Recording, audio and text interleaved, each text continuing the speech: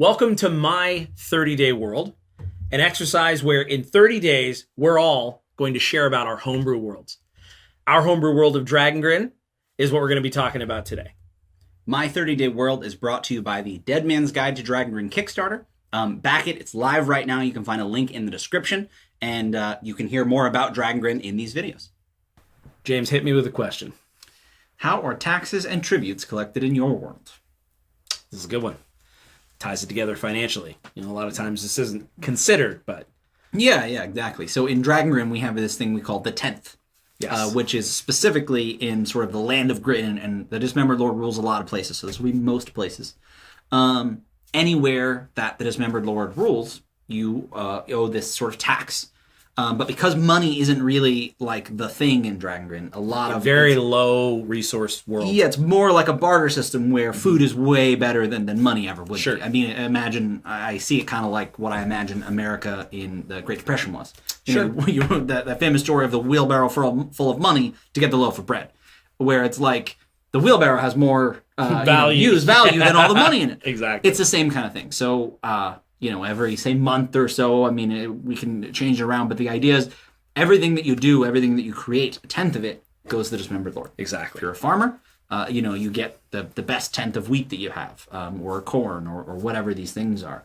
If you're a baker, if you're a butcher, all of it, and you don't say no. It's not like the milkman shows up or the UPS driver and you load it on the truck. Right. The idea is these, foot soldiers kind of come. Sure. Now, the interesting part, the thing that part of what I think makes this very interesting is these foot soldiers, the Marrow, which we talked about more in other videos.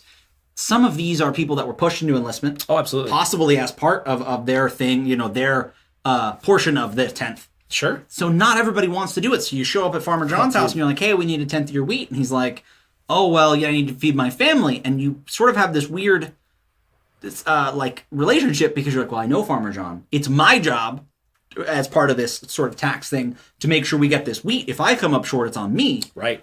But I'm like, Farmer John, I'm like, don't make me do this. You know what I mean? I'm Don't going put to me make an in this example position. of you. I'm not an evil guy, but I'm doing it. We got to figure something out here. Right. Get in the game, Farmer John. Exactly. So it's this really, like you said, a really interesting thing because imagine playing in Dragon Grin. Sure. Somebody's going to ask for your 10th. I mean, you may not have a forwarding address as a player. Well, I love that because to me, it creates a high level cost to bring to your game always. Yeah. So a lot of times players are like, what are we going to spend all our gold on? Well, in Dragon Grin, you're probably not going to have a ton, but I love the idea of these roving bands of Marrow whose specific job is to collect the 10th. Exactly.